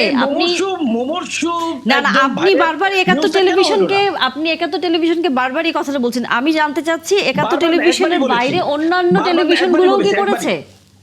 টেলিভিশন একবারই বলেছি। কোনো প্রিন্ট মিডিয়া করেছে কিনা? কোনো প্রিন্ট মিডিয়াও করে নাই, হ্যাঁ, একাত্তর দেশ টিভির টিভি কথা সহ বলেছি, কোনো টিভি করে দেশ নাই। টিভি করেছে, দেশ টিভির কথা আমি বলেছি। আমি আরেকটা ছোট্ট দৃষ্টান্ত আপনাকে দেই, দেখেন আমার যে আসন, সেই আসনে আমি যেদিন নির্বাচন করেছি 8টা পত্রিকা এবং 2টা টেলিভিশন এইভাবে নিউজ করেছে। এখানে দেখতে পাচ্ছেন কিনা জানি না, আমার প্রতিদ্বন্দ্বী প্রার্থী বিজয়ী হয়েছে এটা বলে রাত 9:30 থেকে আনুষ্ঠানিকভাবে প্রচার শুরু করে দিয়েছে। আমি আমাদের এখানের যিনি রিপোর্টার আছে তাকে আলাদা করে ডেকে তাৎক্ষণিকভাবে মোটরসাইকেল দিয়ে তার কাছে বসেছি, what is the source of your news, তুমি কোথায় এটা পেয়েছো? সে পরবর্তীতে অনেক চেষ্টা করেছে এটা এখান থেকে সরিয়ে দিতে। পরে 2 দিন পর্যন্ত এই নিউজটা ছিল তার থেকে, সে চেষ্টা করে এটা সরাইতে পারে নাই। কোন আর media? কোন জায়গা থেকে কিভাবে এটা হয়, এটা আমাদের কাছে, আপনাদের কাছে অবিশ্বাস্য মনে হলো, আমাদের কাছে বিশ্বাসযোগ্য, কারণ আমি নিজে ভিকটিম। আমি জয় হয়েছি, যেখানে রেজাল্ট হচ্ছে সেখান থেকে যতগুলো কেন্দ্রের রেজাল্ট হচ্ছে সবগুলোতে দেখা যাচ্ছে আমি বেশি ভোট পাচ্ছি, অথচ মিডিয়াতে আমি দেখতেছি আমি হেরে যাচ্ছি। আমার কি একটা বাংলাদেশ প্রশ্ন অবস্থা? নাকি, অবশ্যই, অবশ্যই। কোন মিডিয়ার কথা বলছেন ভাই? এই যে আমার কাছে যে ডাটাটা আছে এটা হলো বাংলাদেশ প্রতিদিন। এটা কোন মিডিয়া? বাংলাদেশ প্রতিদিন কোন মিডিয়া? বাংলাদেশ প্রতিদিন। আচ্ছা আচ্ছা, বুঝছি, বাংলাদেশ জনপ্রিয় প্রতিদিন, এটা ওনার আমার কাছে সময়কার ক্লিয়ার কথা তথ্য বলছেন আছে। না। বুঝছি। এরকম ঘটনাগুলো ঘটছে আমাদের সাথে। এটা আপনারা যদি মানে কোনো বড় যে আজগুবি খবর আপনাদের কাছে আজগুবি মনে হতে পারে, বাট আমরা ভিকটিম। আমরা মার media- খেয়েছি, জি। আমরা মামলা শিকার হয়েছি। আমি বলি আমরা মামলা শিকার হয়েছি, অথচ পত্রিকায় নিউজ আসছে যে আমরা মায়ের দিয়েছি, যে আমরা অপরাধী। আমাকে বাসা থেকে ধরে নিয়ে, একেবারে বাসা থেকে ধরে নিয়ে সাংবাদিক সম্মেলন করা হয়েছে, পত্রিকা বড় করে নিউজে এসেছে 36টা বোমা সহ আমাকে গ্রেফতার করা হয়েছে, অথচ ঘুম থেকে উঠায় নেওয়া হয়েছে। পত্রিকায় নিউজ হয়েছে, টেলিভিশনে ভিডিও নিউজ হয়েছে, 36টা বোমা সহ আমাকে গ্রেফতার হয়েছে। যিনি নিউজ করেছেন আমাদেরই ভাই, আমাদেরই জিজ্ঞাসা করলাম, বলছে ভাই নিউজ তো তৈরি করে দেওয়া হয়, আমরা তো করি না। কবে এগুলো এখন অবিশ্বাস্য মনে হতে পারে, বাট আমরা ভিকটিম। আপনি কবেকার কথা বলছেন, মানে আমাদের অতিথি জানতে চাচ্ছিলেন। তখনই বলেন এটা এই বাংলাদেশের পত্রিকাগুলো, বাংলাদেশের টেলিভিশনগুলোর নিউজ এটা। না না, আপনার সাথে এই ঘটনাটা কবে হয়েছে, মানে এই কথা জানতে চাচ্ছিলাম। 2015 সালের 11ই মার্চ 2015 আমাকে 15 সালের 11ই মার্চ আমাকে গ্রেফতার করা হয়েছে। গ্রেফতার করে সাংবাদিক সম্মেলন করা হয়েছে পরের দিন সকাল 11টায়। এটা তো আওয়ামী লীগ ফ্যাসিস্টের সময়। আমাকে ধরে নেওয়া হয়েছে, দিব্যি রাতের বেলা ধরে নেওয়া হয়েছে। পরের দিন সকালবেলা আমার মা আমাকে এসে বলতেছে যে বাবা, আমরা তোমাকে আমাদের দিয়ে এত পড়াশোনা বর্তমান করাইলাম, প্রসঙ্গে আর যদি তুমি এখন ফিরি। বোমা বানানো শিখেছো। এটা তো পত্রিকার ফ্যাসিস্টের নিউজ দেখে আমলের আমার কথা মা বলছেন, আটকে উঠেছে। ফ্যাসিস্টের আমলের কথা বলছেন, তখন তো আপনাকে তো গ্রেফতার করার আমি কথা তো বলেছে, ফ্যাসিস্টের, কিন্তু আমার এলাকার নির্বাচনের যে নিউজ বললাম এটা তো ফ্যাসিস্টের আমলের নিউজ না, এটাই তো এই 12ই ফেব্রুয়ারি রাতের নিউজ। ফ্যাসিস্টের আমলে তো অনেকে নির্যাতিত, অনেকে গুম হয়েছে, অনেকে খুন হয়েছে। সংসদ সদস্য ওয়াদুদ বুদ্দিন সাহেব, আপনিও বলেছেন যে সেই মানুষের চেহারাটা পরিবর্তন হয়েছে, ওই চেহারার উপর যে ভূত, সে ভূত সরে যায়নি এখন পর্যন্ত। না, এটা তো আছে, এটা তো আমি নিজেও বলছি যে ওটা তো বিভিন্ন জায়গায় ওরা বসে আছে, ওরা নাই তা না। এখন রাতারাতি তো ওদেরকে চেঞ্জ করা যাবে না। এরকম ভায়োলেন্স ওয়ালা একটা নির্বাচন হলো, একটা টেলিভিশন একটা পত্রিকা সাহস করে জায়গায় যেতে পারলো না, দু একটা আংশিক করার চেষ্টা করেছে। জয় পরাজয় কে হবে সেটা ডাজন্ট ম্যাটার, আমি মনে করি না। জয় পরাজয় হতেই পারে, কিন্তু একটা দেশের মানুষ তো জানতে পারতো যে কি হয়েছে, কিভাবে হয়েছে এটা। আচ্ছা, আমি হ্যাঁ, একটু জি। আচ্ছা শুনেন, জানার সুযোগ থেকে দেশবাসীকে বঞ্চিত করা হয়েছে। আপনি মাননীয় সংসদ সদস্য এবং এখানে সরকারি দলের মাননীয় সংসদ সদস্য আছে, আপনারা পার্লামেন্টে এগুলো নিয়ে আরও আলোচনা করবেন, অসুবিধা নাই। কিন্তু আপনি যে কথাটা বলেছেন যে এই যে আহত যে বিভিন্ন ছবি দেখিয়েছেন, আমি জামাত ইসলামী প্রচারণা বিভাগের পেজে আমি দেখলাম মানে একটি আহতের ঘটনা কিন্তু এখানে নাই। জামাত ইসলামী প্রচারণা বিভাগের এখানে জাল ভোটের 2-3টি স্ট্যাটাস আছে, যে জাল ভোট দিতে গিয়ে একটা বাচ্চা ছেলেকে অন্যরা জেরা করছে এইটা। তারপরে একজন অভিযোগ করেছেন যে বগুড়ায় উপনির্বাচনে অভিযোগ তুললেন জামাত সমর্থক একজন ভোটার, জামাতের একজন সমর্থক আর কি, তিনি করছেন, কান্নাকাটি করছেন যে তাকে মারধর করা হয়েছে। তারপরে কিন্তু আহতের কোনো ঘটনা কিন্তু আপনার জামাত ইসলামের প্রচারণা বিভাগ, যেটা নির্বাচনের সময় আমি দেখেছি, মানে আমার মনে হয় প্রচুর বুস্টও করা হয়েছে এই বিয়ে থেকে, এবং এই প্রচারণা বিভাগটি সাংঘাতিক অ্যাক্টিভ। হ্যাঁ, তো যেখানে আপনি যে ছবিগুলো আপনাকে পাঠিয়েছে, তাহলে তারা জামাত ইসলাম প্রচারণা বিভাগকে কি তাহলে একটা আহতের ছবিও দেয় না? এখানে কিন্তু কোনো ইনজুরির অথবা কোনো ঘটনা কিন্তু নাই, শুধু একজন বলছে তাকে মারধর করা হয়েছে, সে একা ক্যামেরার সামনে বলছে আর কি, এবং সে ওইভাবেই কথা বলছেন আর কি। হ্যাঁ, তো এটা আপনার কি মনে হয়, জামাত ইসলামের প্রচারণা বিভাগের ফেইলুর, নাকি আপনাকে যারা দিয়েছে তারা সঠিক খবরগুলো দিতে ব্যর্থ হয়েছে, অথবা আপনার ইনজুর হয়েছে হয়তো তারা ঠিক মতো? কারণ এখন তো বলতে গেলে আমার মনে হয় 10 কোটি টেলিভিশনই আছে, কারণ সবার হাতে একটা করে আছে মিডিয়া, যেটা সারা পৃথিবীতে এক্সেস আছে। নিঃসন্দেহে আপনি যেটা বলেছেন জামাতের পেজ, আমি জানি না আপনি কোন পেজটা দেখছেন বা জামাতের প্রচারণা কোনটা আপনি ফলো করছেন। অফিশিয়াল জামাত ইসলামের প্রচারণা বিভাগ, এটা অফিশিয়াল আপনাদের এটা ভেরিফাইড কিনা আমি জানি না, আপনি কতটুকু এই জায়গা থেকে করতেছেন, ভেরিফাইড পেজ এই জায়গায় আপনার কাছে আছে কিনা আমি জানি না, সেটা আপনি কিভাবে দেখছেন। এখন আমি কাছাকাছি না থাকাতে আমি আপনাকে জাস্টিফাই করতে পারছি না। আপনার কথাকে আমি মেনে নিয়ে ভেরিফাইড পেজের লিংকটা আপনাকে বললে বোধহয় আপনি এখন সার্চ করতে, লিংকটা একেবারে জামাত ইসলামী প্রচারণা বিভাগ নির্বাচনের সময় আপনাদের সবচেয়ে বেশি খবর আমরা এখানে পেতাম। এরকম অনেক পেজই আছে যেগুলো আসলে জামাত ইসলামী যারা নিয়ন্ত্রিত বা পরিচালিত না, নানা জনে নানাভাবে প্রচারণা চালিয়ে থাকে, সেরকম হতে পারে বা এটা সঠিক হতে পারে, আমি জানি না আপনি কোনটা দেখছেন। আমি যে তথ্যগুলো আপনাকে দিয়েছি একেবারে অথেন্টিক, এটা শেরপুর থেকে আমি সংগ্রহ করেছি সরাসরি।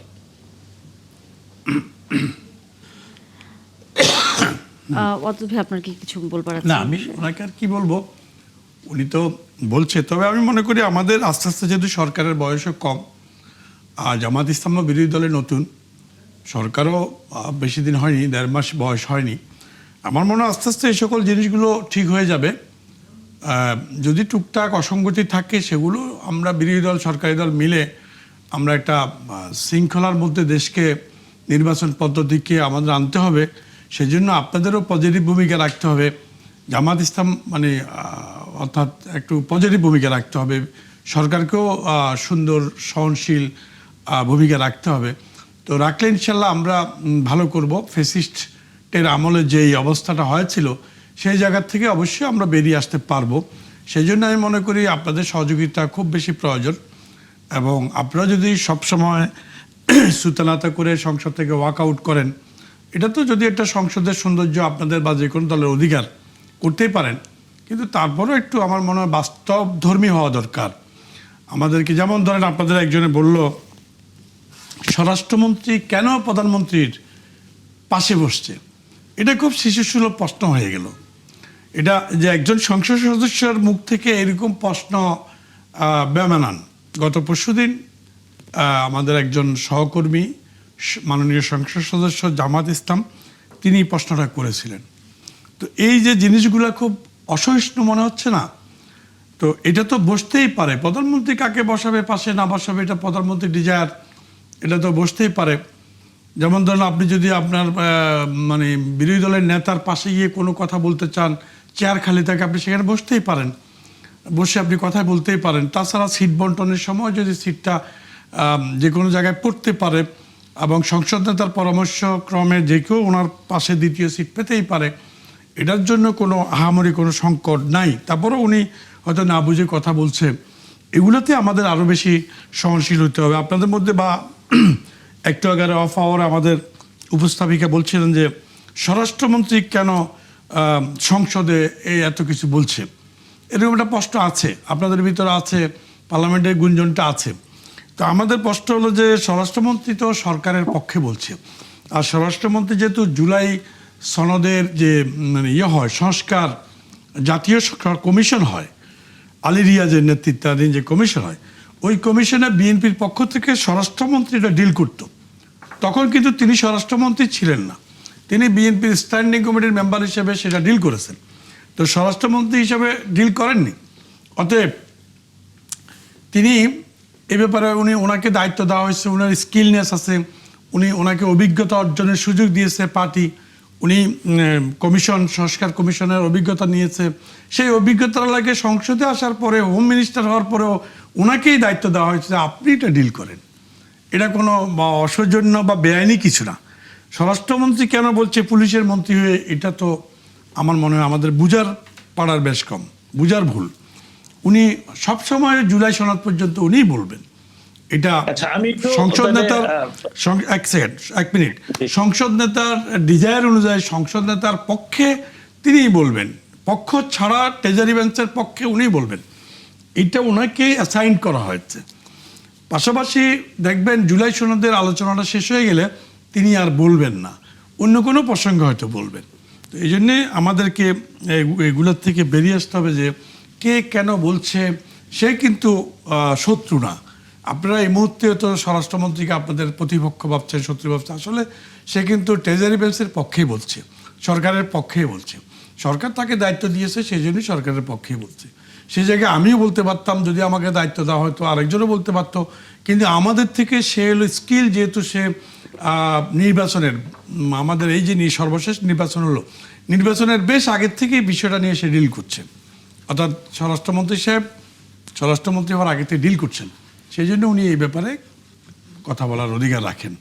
আমি একটা জিনিস একটু অ্যাড করি, আমার মনে হয় এই বিষয়ে বাংলাদেশ জামাতে ইসলামীর যে অফিসিয়াল পেজটি, যেটা অফিসিয়াল পেজ, যেটা ভেরিফাইড এবং 3.8 মিলিয়ন ফলোয়ার্স, ভেরিফাইড, ওইখানে গত 24 ঘন্টার মধ্যে অর্থাৎ ইলেকশনের পুরো টাইমটাতে একটি মানে এই শেরপুর এবং বগুড়া নির্বাচন সম্পর্কে একটি স্ট্যাটাসও দেওয়া হয় নাই, কোনো ইনজুরি, কোনো হাঙ্গামা, কিছুই দেওয়া হয় নাই। এর মানে আমি এটা বলছি না যে ওখানে কিছু হয় না, আমি বলছি যে আপনি তথ্য প্রবাহ সম্পর্কে, আপনি যে শত ভিডিওর কথা বললেন, অথবা অনেক ভিডিওর কথা বললেন, অথবা অনেক ছবির কথা বললেন, একটি তো অন্তত এখানে স্থান পেতে পারতো। তার মানে কি পার্টি হিসেবে জামাত ইসলামী পার্লামেন্টে শুধু বিরোধী দলের ভূমিকা হিসেবে, অবশ্যই বিরোধী দল পার্লামেন্টকে সবসময় সচল এবং সবসময় বিতর্ক প্রবণ রাখবে, সেটি আমি সাংবাদিক হিসেবে আমি সেটা আশা করি, এবং গণতন্ত্র মনস্ক একজন মানুষ। কিন্তু তার মানে কি সাংগঠনিকভাবে এটাকে অত ইম্পর্টেন্স দেওয়া হয় নাই যেটা সংসদে বলা হয়েছে। আমি আপনাকে অফিসিয়াল পেজের কথা বলছি, আপনি ইচ্ছা করে দেখে নিতে পারেন, এবং এই অনুষ্ঠান যারা দেখছেন তারা দেখেন। আপনি বলার পরে আমিও দেখলাম যে আমাদের সাংগঠনিক পেজে আসলে বিবৃতি ছাড়া কিছু বিবৃতি দেওয়া হয়েছে, করা হয়েছে, এছাড়া আসলে এই তথ্যগুলো এখানে উপস্থাপন করেন। এটা আমি মেনে নিতে হচ্ছে যেটা আমাদের সাংগঠনিক এই জায়গার ইম্পর্টেন্সের ক্রাইসিস ছিল, এই জায়গায় আমি অফিসিয়ালি আমি অ্যাকসেপ্ট করি এটা নিঃসন্দেহে। আমি এখন আসতে চাই হলো আমাদের সম্মানিত মাননীয় সদস্য সাহেব, তিনি যে কথাগুলো বললেন, এর আগে একটা প্রশ্ন করেছিলেন যে আসলে জুলাই সনদ বাস্তবায়ন প্লাস যে গণভোট হলো, এই গণভোটের বিরুদ্ধে বিএনপি আসলে কথা বলছে কিনা, মেনে নিচ্ছে নাকি নিচ্ছে না। দেখুন, গণভোট আদেশকে আনুষ্ঠানিকভাবে অফিসিয়ালি বিএনপি অবৈধ ঘোষণা করেছে, সরকারি দল অবৈধ ঘোষণা করেছে, এবং গণভোট প্রক্রিয়াটা অবৈধ ছিল, গণভোট অবৈধ ছিল। সুতরাং এই অবৈধ গণভোট তারা মানবে না বলে সংসদে তারা আনুষ্ঠানিকভাবে বলেছে। সুতরাং গণভোটের পক্ষে তারা বলে এটা বলার তার কোনোভাবেই সুযোগ নাই। গণভোটের বিপক্ষে তারা বলেছিল, বলবে বলে আনুষ্ঠানিকভাবে জানিয়েছে। সুতরাং গণভোটের বাস্তবায়নের চিন্তা তো করাই যায় না গণভোটের চিন্তা জায়গা থেকে। হ্যাঁ, মাঝে মাঝে তারা বলার চেষ্টা করে গণভোট তো আমরা মানি রে ভাই, এইভাবেই বলছে। আমার স্পষ্ট মনে আছে মাননীয় স্বরাষ্ট্রমন্ত্রী একাধিকবার বলছে, ভাই গণভোট তো আমরা মানি রে ভাই, কিন্তু এই গণভোটের আদেশটা যে অবৈধ, এইভাবে তিনি বারবার বলেছেন সেখানে। সুতরাং যেটা আদেশ অবৈধ বলছেন, গণভোট অবৈধ বলছেন, যদিও এই গণভোট বৈধ, এই গণভোট ভালো, এই গণভোটের পক্ষে মাননীয় প্রধানমন্ত্রী একাধিকবার হাত জোর করে একটা ভোট দেওয়ার জন্য আবেদন করেছেন, মানুষকে প্রতারিত করেছেন যে গণভোটের পক্ষে যারা ভোট দেয় এই কথা বলে। এখন আবার তারাই কিন্তু বলছেন এটাকে অবৈধ। সুতরাং গণভোটের পক্ষে তারা না। দ্বিতীয়ত, আমাদের অধ্যাপক মুজিবুর রহমান, যিনি এর আগেও একজন সংসদ সদস্য ছিলেন, এবারও নির্বাচিত হয়েছেন, তিনি মাননীয় স্বরাষ্ট্রমন্ত্রী কেন প্রধানমন্ত্রীর পাশে বসেছেন এটা নিয়ে কথা বলেছেন। তিনি কিন্তু নির্ধারিত বিধি উল্লেখ করে বলেছেন যে একজন সংসদ সদস্যের জন্য নির্ধারিত যেই সিট থাকে সেই সিটে তিনি বসবেন বলে বিধি উল্লেখ করে দৃষ্টি আকর্ষণ করেছেন মাননীয় স্পিকারের। এবং এটা একদিনের জন্য বলেননি, তিনি বলছেন পরপর 3 দিন তিনি 1 ঘন্টা, 1.5 ঘন্টা, 2 ঘন্টা পর্যন্ত সেখানে বসেছেন। এটা শুধু বসেনই নাই, তাদের দুইজনের পারস্পরিক আলাপ, সংসদের স্বাভাবিক যে দৃষ্টি থাকার কথা বিলের প্রতি, সংসদের মাননীয় স্পিকারের প্রতি, এইটা দৃষ্টি আকর্ষণে কোথাও কোথাও অন্যকে প্রভাবিত করছিল। এই জায়গা থেকে যে যিনি একজন সংসদ সদস্য থাকেন তার কিছু প্রাধিকার থাকে, প্রাধিকারের ভিত্তিতে তার কিছু অধিকার জন্ম হয়, সে অধিকার লঙ্ঘন হলে তিনি চাইলে নির্ধারিত বিধির আলোকে স্পিকারের কাছে আবেদন করতে পারেন তার বিধি যাতে ক্ষুণ্ণ না হয়। তিনি সেই দৃষ্টি আকর্ষণ করেছেন, মাননীয় স্পিকার দৃষ্টি গ্রহণ করেছেন এবং তাকেও একটা দৃষ্টি আকর্ষণ দিয়ে বলেছেন এটা আপনি এভাবে আনুষ্ঠানিকভাবে না বললেও পারতেন। তিনি সেখানে সাথে সাথে এটাকে করেছেন। এটাকে আবার আমি মনে করি না যে আলাদা করে ইস্যু তৈরি করার কোনো সুযোগ আমার কাছে মনে আছে। আইনগত বা বিধিগত জায়গায় রুলস অফ প্রসিডিউরের যে জাতীয় সংসদের রুলস অফ প্রসিডিউর রয়েছে, each and everything was maintain there. সেখানে সবকিছু খুঁটিনাটি মেনটেন করে উপস্থাপন করা হয়েছিল এবং সেই উপস্থাপিত বিষয়টি সেখানে মোটামুটি একটা মীমাংসা জায়গায় গিয়েছে। সুতরাং এটা নিয়ে আমরা ফিরবো। সালাউদ্দিন আইয়ুব, আপনি আছেন আমাদের সাথে। বিরতির একটু সময় হয়ে গেল, বিরতির পর আমরা আলোচনা করতে চাই যে বিষয় বিরোধী দল আজকে ওয়াকআউট করেছে কয়েকটি বিষয় নিয়ে। একটা জামুকা তো আছে এবং স্থানীয় সরকার নির্বাচনে দলীয় প্রতীক না থাকার যেই এর মধ্যে হচ্ছে বিলটি নিয়ে আমরা সেই বিষয় নিয়ে আলোচনা করতে চাই যে আপত্তির জায়গাটা আসলে কোথায়। দর্শক, আপনারা আছেন ৭১ জার্নালে, আমরা ফিরবো কিছুক্ষণের মধ্যে আবারও। ধন্যবাদ দর্শক, সাথে থাকার জন্য আমন্ত্রণ আবারও ৭১ জার্নালে। যেটি আলোচনা করতে চাই সেটা হচ্ছে স্থানীয় সরকার নির্বাচনে এবার দলীয় প্রতীক থাকছে না। এই বিষয়টি নিয়ে এর মধ্যে সংসদে আজকে আলোচনাও হয়েছে এবং বিরোধী দল ওয়াকআউটও করেছে। পদ্মত ভাই, আপনার কাছে একটু আসতে চাই, দলীয় প্রতীক বাদ দেওয়ার পেছনে আসলে আপনাদের চিন্তা ভাবনাটা কি? কেন আপনারা মনে করছেন দলীয় প্রতীক না থাকাটা ভালো? দেখুন, এই যে জাতীয় নির্বাচনে দলীয় প্রতীক থাকে, কিন্তু স্থানীয় নির্বাচনে যদি দলীয় প্রতীক হয়, এটা আসলে একটা সার্বজনীন গণমানুষের অংশগ্রহণের ভোট। সেখানে ধরেন ইউনিয়ন পরিষদ বলেন বা মেয়র নির্বাচন বলেন, মানে পৌরসভা নির্বাচন বলেন, এগুলোতে কিন্তু চেয়ারম্যান বা মেয়রের পাশাপাশি কমিশনার থাকে। তো কমিশনার তো প্রত্যেকটা দলের মনোনীত বা পছন্দের প্রার্থী থাকে, একাধিক বা একজন করে করে প্রত্যেক ওয়ার্ডে থাকে। তো সে অবস্থায় যদি আপনার চেয়ারম্যান একজনকে দিতে পারবে প্রার্থী প্রতীক, আরগুলো তো দেওয়া যায় না, দেওয়ার সুযোগ নেই, এতগুলোকে কীভাবে প্রতীক দেবে? সেই হিসাবে নানা কারণে আমরা অতীত এক্সপিরিয়েন্স থেকে দেখেছি যে এটার একটা সাইড এফেক্ট আছে। তো সেই ক্ষেত্রে দলীয় প্রতীক না দেওয়াই উত্তম। মানুষ স্বাধীনভাবে অংশগ্রহণ করলো এবং এটা কিন্তু ফ্রি অ্যাক্সেস করে দেওয়া দরকার। দলীয় প্রার্থীর প্রতীক দিলে একটা বাইন্ডিংস থেকে যায়, অনেক নেতাকর্মী তখন একটা বাইন্ডিংসের মধ্যে পড়ে যায়। অনেক সময় দেখা যায় একজন প্রার্থী তার আত্মীয় আছে, সে কিন্তু তো আওয়ামী লীগ করে না, বিএনপি করে না, জামাত করে না, কিন্তু তখন সে একটা সমস্যায় অবতীর্ণ হয় ভোট করতে গেলে। আবার দেখা গেলো একটা বিএনপি প্রার্থী, সে দেখা গেলো একটা স্বতন্ত্র প্রার্থীকে ভোট দিবে, ভোটার একজন বিএনপি ভোটার স্বতন্ত্র প্রার্থীকে ভোট দেবে।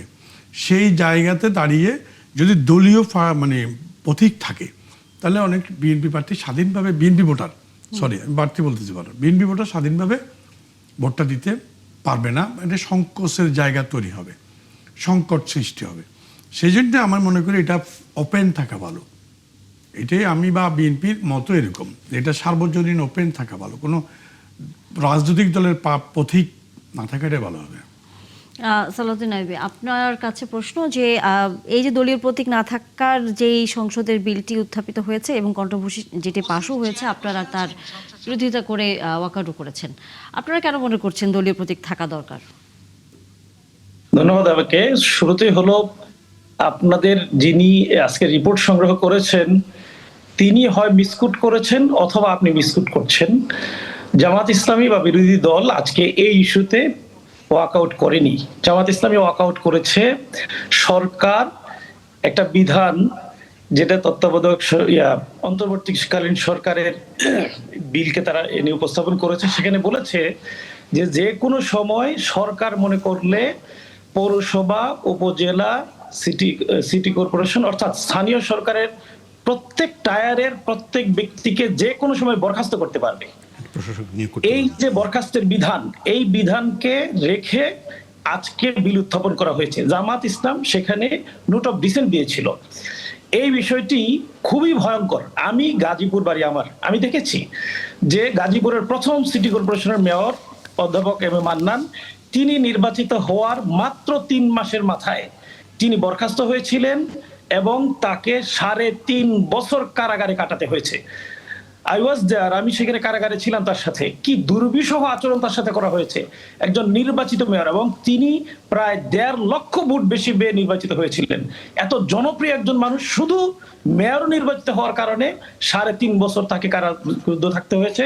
এবং বয়োজ্যেষ্ঠ মানুষ হওয়ার কোন সালে বয়স্ক মানুষ হওয়ার পরও কিন্তু তার উপর কোনো ইয়ে করা হয়নি।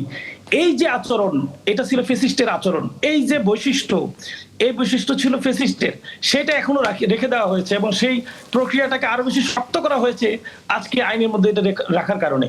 জামাত ইসলামী দলীয় প্রতীকের বিষয়ে নোট অফ ডিসেন্ট দেয়নি, দলীয় প্রতীকের বিষয়ে বিরোধিতা করেনি, সেজন্য ওয়াকআউট করেনি। করেছে হলো জামাত ইসলামী ওয়াকআউট করেছে হলো যে এই যে কোনো সময় একজন নির্বাচিত প্রতিনিধিকে বহিষ্কার করে সরকার প্রশাসক নিয়োগ করতে পারবে, এই বিধানটা কেন রাখা হয়েছে তার প্রতিবাদে Jamaat Islami note of dissent দিয়েছে, নির্ধারিত বক্তব্য প্রদান করেছে। বক্তব্য গ্রহণ না করার কারণে এক ক্ষেত্র বিশেষে অতিরিক্ত সুযোগ চাওয়া হয়েছে জামাত ইসলামের পক্ষ থেকে বা বিরোধী দলের পক্ষ থেকে। সুযোগ না দেওয়ার কারণে, এই আইন পাশ করার কারণে তখন সেখান থেকে জামাত ইসলামী ওয়াকআউট করেছে। দ্বিতীয়ত, যে জামাত ইসলামের প্রতীকের বিষয়ে চিন্তা কি, নিঃসন্দেহে প্রতীক দিয়ে উপজেলা বা স্থানীয় সরকার নির্বাচন হওয়া উচিত নয়। এখানে কয়েকটা কারণ আছে। দেখেন, একজন এমপি নির্বাচিত হওয়ার মধ্য দিয়ে একটা উপজেলা বা একটা কনস্টিটিউয়েন্সির প্রধান বনে যান তিনি। আমি নিজে দেখেছি আমার এলাকায়, যে আমার এলাকায় 11টা ইউনিয়নের যিনি নির্বাচিত চেয়ারম্যান হবেন, এটা আগেই নির্ধারিত হয়ে যেত, কারণ তিনি নৌকা মার্কা পেয়েছেন, মানে পাস। সুতরাং এমপির পিছনে নৌকা পাওয়ার জন্য লাইন ধরতো। এমনও ঘটনা ঘটেছে, কোটি টাকা দিয়ে নৌকা প্রতীক এমপির কাছ থেকে তিনি কিনে নিয়ে এসেছেন। অর্থাৎ যেদিন নৌকা নিয়ে বাড়িতে এসেছে, আমি আমার দাদা সম্পর্কিত একজন প্রার্থী থাকতো সবসময়, তিনি নির্বাচিত হয়েছেন কয়েকবার, তিনি বাড়িতে নৌকা নিয়ে আসার সাথে সাথে এলাকার লোকজন সবাই গিয়ে ফুলের মালা গলায় দিত। জিজ্ঞেস করলাম কি হয়েছে, বলছে যে নৌকা পাইছে, মানে উনি পাস। এটা উপজেলায় ঘটেছে, এটা জেলা পরিষদও এরকম ঘটনা ঘটেছে, মনোনয়ন দিয়ে তাকে সেই জায়গায় করা হয়েছে। এই যে মনোনয়ন বাণিজ্য, এটা বন্ধ করতে হলে মার্কা বা প্রতীক অবশ্যই সেখান থেকে বাদ দিতে হবে। দ্বিতীয়ত, এই মার্কার কারণে অনেক ব্যক্তি বঞ্চিত হয় সামাজিকভাবে নির্বাচন করা থেকে। দেখেন, স্থানীয় সরকারের যেই ইউনিয়ন পরিষদে বা মানে পৌরসভায়, সিটি কর্পোরেশন নির্বাচন হয়, এখানে অনেক ব্যক্তিরা দাঁড়ায় যারা সামাজিকভাবে খুবই সমাদৃত, খুবই গৃহীত, তারা নির্বাচিত হওয়ার মতো। কিন্তু দলীয় বিবেচনায় মার্কা থাকার কারণে এই সমাদৃত ব্যক্তিটাই সমাজ গ্রহণ করতে পারে না, দলের বিবেচনার কারণে দলীয় কর্মীরা তখন বাধ্য হয়ে তার পিছনে কাজ করতে চায়। এই জায়গাগুলোতে আশা করে মানে আসলে এই সমাধান হওয়া দরকার। সেজন্য দলীয় প্রতীকের বিরুদ্ধেই জামাত ইসলামী সবসময় বলে আসছে, আজকে অবস্থানটা সেখানেই ছিল। কিন্তু ওই অংশটুকুতে জামাত ইসলাম একমত না হওয়ার কারণে ওয়াকআউট করেছে। জি জি, আমার মনে হয় আপনার কাছে একটা প্রশ্ন, সেটা হচ্ছে যে স্থানীয় সরকার, আমরা তো ওয়েস্টমিনিস্টার স্টাইলের ডেমোক্রেসি কথা বলি এবং প্র্যাকটিস করি, যতটুকুই করি সেটা সিস্টেমটা আমরা ওয়েস্টমিনিস্টার অর্থাৎ ব্রিটেনের ডেমোক্রেসিটা আমরা ফলো করি। সেখানে কিন্তু দুটো জিনিস। একটা হচ্ছে যে স্থানীয় সরকারের যে অ্যাডমিনিস্ট্রেটিভ মন্ত্রণালয়ের আন্ডারেই কাজ করতে হয়, এবং আমি যেহেতু বিলেতে বসবাস করি স্থায়ীভাবে মোটামুটি, তো আমি কিন্তু সেখানে দেখেছি যে কোনো কাউন্সিলের ব্যাপারে যখন তারা কোনো অভিযোগ ওঠে, সেটি অবশ্যই আপনি জানেন যে ফ্যাসিবাদ আমলের উদাহরণটা আসলে গণতন্ত্রের আমলের জন্য কতটুকু প্রযোজ্য সেটা একটা বড় প্রশ্ন। এবং ফ্যাসিবাদ আমলে একজন প্রার্থী বিরোধী দল থেকে উপজেলা হয়েছে, তাকে বরখাস্ত করে জেলে ঢুকিয়ে দেওয়া এটা অস্বাভাবিক কিছু না, কারণ ফ্যাসিবাদ কায়েমের জন্য সেটা স্বাভাবিক ছিল। কিন্তু গণতন্ত্রের আমলে এবং ওয়েস্টমিনিস্টার ডেমোক্রেসিতে এই বিলের দুটো জিনিসই কিন্তু ইংল্যান্ডে আমরা প্র্যাকটিস দেখতে পাই। এক হচ্ছে যে সরকার প্রথমে ইনকোয়ারিতে দেয়, পরবর্তীতে দেখা যায় যে নির্বাচিত মেয়রকে বরখাস্ত করে সেখানে প্রশাসক নিয়োগ করে, অথবা নির্বাচিত মেয়রকে সাইডে বসিয়ে রেখে ইনঅ্যাক্টিভ করে প্রশাসক নিয়োগ করে, অর্থাৎ এটা একটা ডেমোক্রেটিক ইনস্ট্যান্সের জন্য।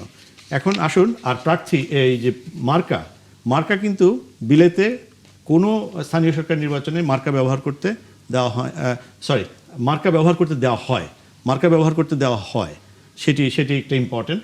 এবং মার্কা ব্যবহার করতে দেওয়া হওয়ার ব্যাপারে সরকারের যে অবস্থানটা, এই অবস্থানটা বিলাতের যে স্থানীয় সরকার নির্বাচনের ব্যবস্থা সেটির সঙ্গে সম্পর্কিত। এবং যে কোনো সময় স্থানীয় সরকারের বিরুদ্ধে অভিযোগ তদন্ত করা, তাদেরকে বরখাস্ত করা, তাদের নির্বাচন আগে আয়োজন করা, এগুলো বিলেতের নির্বাচনে ওয়েস্টমিনিস্টার ডেমোক্রেসিতে অনুকরণে আমার মনে হয় সরকারি দল এই কাজটা করেছে। আপনারা বিরোধী দল হিসেবে, বিরোধী দলের কিন্তু সম্পূর্ণ অধিকার আছে সরকারের যে কোনো ভালো উদ্যোগের মধ্যেও, ভালো বলতে কোট আনকোট, সেটি কিন্তু বিরোধী দলের সূক্ষ্ম অবজারভেশনে অনেক রং থাকতে পারে, এবং সেই রং থাকার কারণে তারা বিরোধিতা করবে, ওয়াকআউট করবে, এটাই স্বাভাবিক।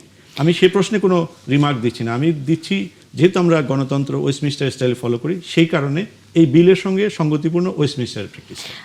আলোচনা শেষ করতে হবে, তবে যেহেতু আমি 1 মিনিট একটু না, সালাউদ্দিন আরবি, আপনি একটি প্রশ্ন মানে করেছেন যে ওয়াকআউটের কোন সময়টা আপনাদের নেতারা ওয়াকআউট করেছেন, সংসদ সদস্যরা। যুগান্তরের যদি প্রতিবেদনটার কথা বলি, 8:30টার পরে সেটি প্রকাশিত হয়েছে, আপনিও হয়তো চাইলে দেখে নিতে পারবেন।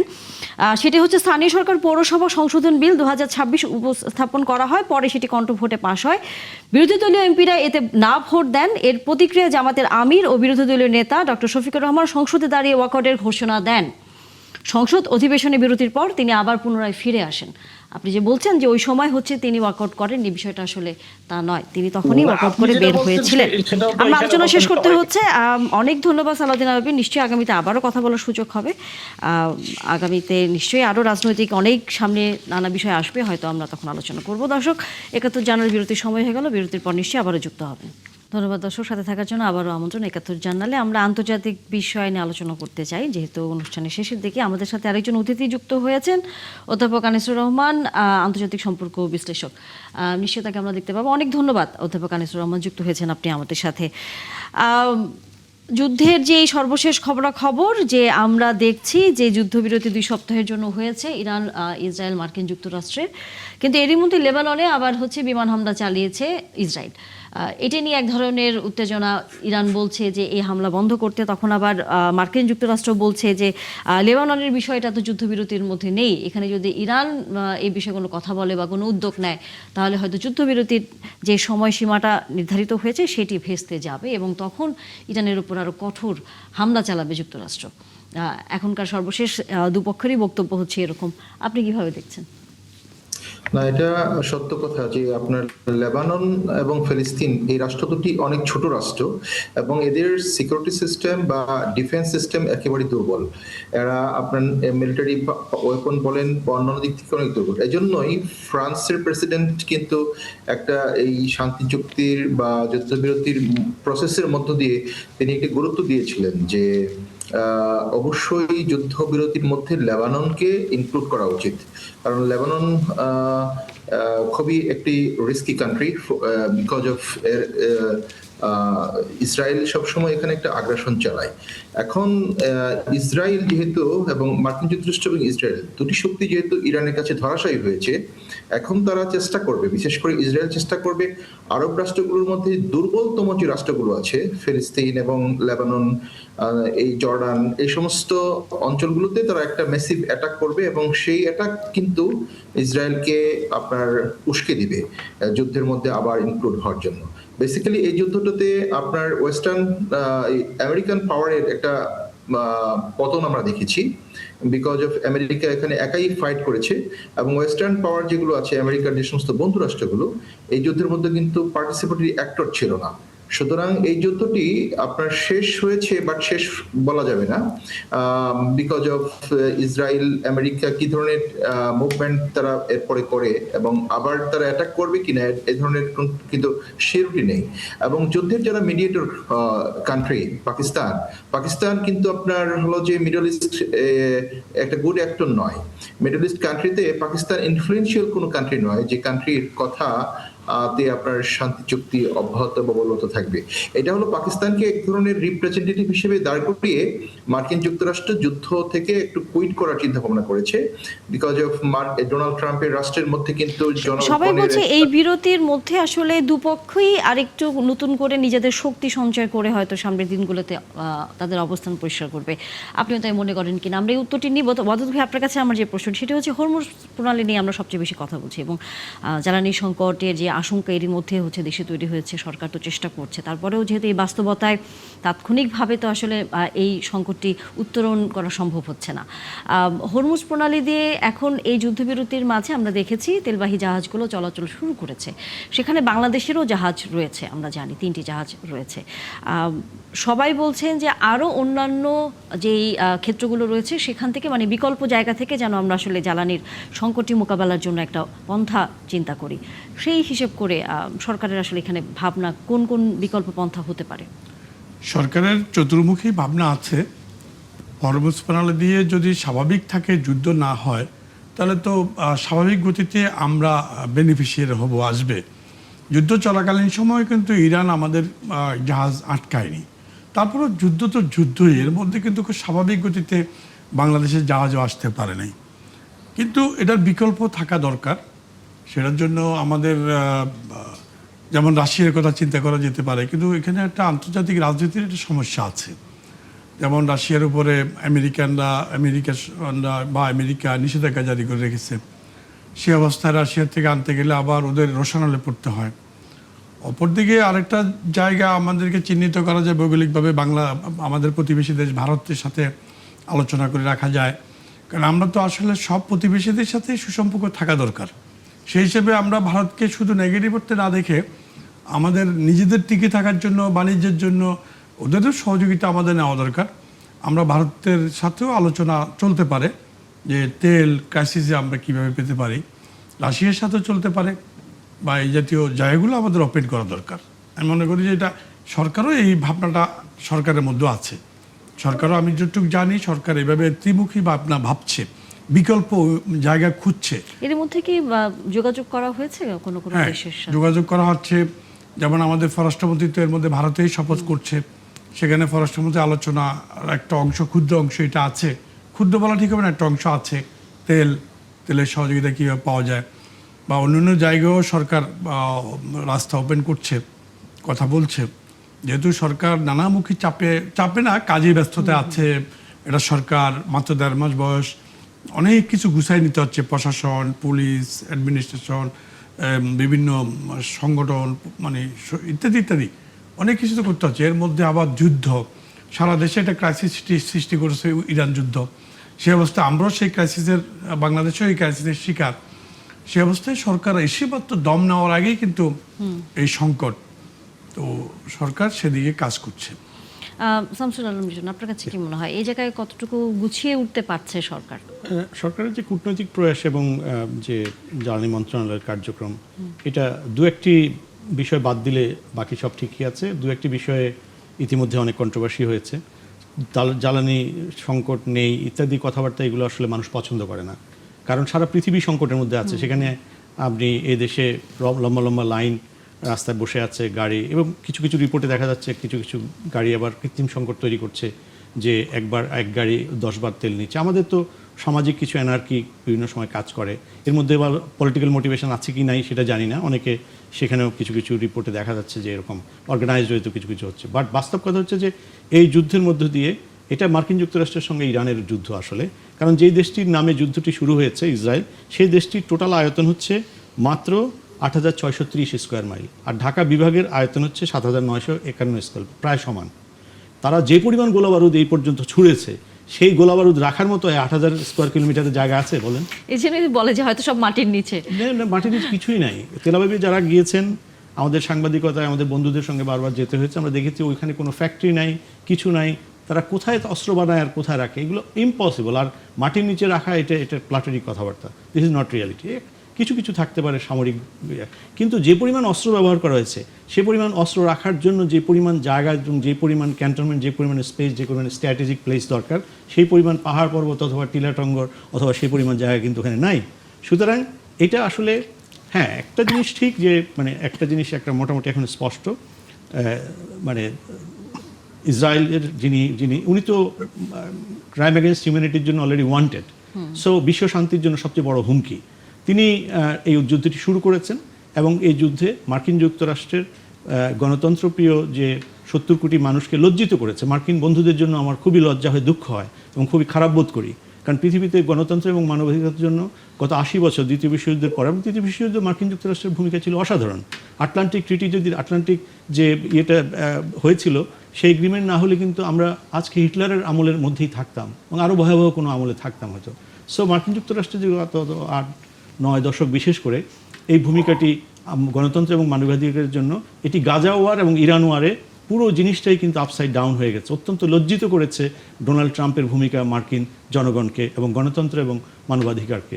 সো আমরা স্বস্তি নিচ্ছি এবং এই স্বস্তিটা দীর্ঘমেয়াদী হবে, এবং এই স্বস্তিটা ডোনাল্ড ট্রাম্প তার লজ্জা গোচানোর জন্য পাকিস্তানকে রিকোয়েস্ট করে এই প্যাসেজটা তৈরি করেছে, পজ তৈরি করেছে। এটার মধ্যেও এক ধরনের লজ্জা গুচানোর ব্যাপার আছে। মার্কিন যুক্তরাষ্ট্রকে তিনি পরাজিত করিয়েছেন অলরেডি ইরান যুদ্ধের, এই নিয়ে দ্বিতীয়বার পরাজিত করেছেন, কারণ এর আগে গত সপ্তাহেও স্ট্র্যাটেজিক্যালি তারা কিন্তু পিছু হটা শুরু করেছে। সো একটি মার্কিন যুক্তরাষ্ট্রের মতো দেশ ইরানকে ধ্বংস করতে পারে, কিন্তু ইরানকে ধ্বংস করতে গেলে মানবতাকে ধ্বংসের কথা তিনি বলেছেন। সুতরাং এখন মার্কিন যুক্তরাষ্ট্রের যে গণতন্ত্রপ্রিয় মানুষ, বিবেকবান মানুষ, তারা অলরেডি নো কিংস মুভমেন্টের মাধ্যমে বিশ্বের ইতিহাসের সবচেয়ে বড় মুভমেন্ট কিন্তু তারা করেছে গত সপ্তাহে। সো এই 20 দিনের মধ্যে তারা মানবতার বিরুদ্ধে যে ব্যাপারটি মার্কিন ওভাল অফিস থেকে হচ্ছে, সেটার অপসারণের জন্য মার্কিন যুক্তরাষ্ট্রের জনগণের প্রতি বিশ্বের শান্তিপ্রিয় সব মানুষই আহ্বান জানাতে পারে এবং এই ধরনের উন্মাদনার হাত থেকে রক্ষা করার জন্য। অবশ্যই। অধ্যাপক আনিসুর রহমান, আপনার কাছ থেকে শেষ মন্তব্য শুনে আমরা আসলে শেষ করতে চাই, আমাদের সময় আসলে খুবই কম। যে দেখুন, এই যুদ্ধটি মার্কিন যুক্তরাষ্ট্রের যে সুপার পাওয়ারের যে ইন্টারন্যাশনাল ওয়ার্ডার সিস্টেমটা ছিল, এই সিস্টেমের উপর একটা বড় ধরনের আঘাত এসেছে। ভেনেজুয়েলাতে মার্কিন যুক্তরাষ্ট্র যেটা করেছে সেটা হলো যে একেবারে একটা রানিং প্রেসিডেন্টকে তারা অ্যাটাক করে উঠে নিয়ে গেছে। সেটা কোয়াইট ইম্পসিবল ছিল ইরানের ক্ষেত্রে, বিকজ অফ ইরানের পাশে দুইটি বৃহৎ শক্তি আছে এবং এখানে সরাসরি ইনভলভমেন্ট না থাকলেও পরোক্ষভাবে কিন্তু ইনভলভ ছিলেন চায়না এবং রাশিয়া। সুতরাং ইরান এখন একটা রিজিওনাল গুড সুপার পাওয়ার হিসেবে আত্মপ্রকাশ করার চেষ্টা করবে, বিকজ অফ মিডল ইস্টের যে সমস্ত কান্ট্রিগুলো আছে, এই কান্ট্রিগুলোতে কিন্তু আপনার কোনো ধরনের শক্তিশালী মিলিটারি এবং টেকনোলজিক্যাল অ্যাডভান্সমেন্ট কিন্তু নেই। সবগুলো রাষ্ট্র হচ্ছে, প্রত্যেকটা রাষ্ট্র হচ্ছে মার্কিন যুক্তরাষ্ট্রের এক একটা এজেন্ট কান্ট্রি, এবং তাদের নিজস্ব কোনো ডেভেলপমেন্ট নাই।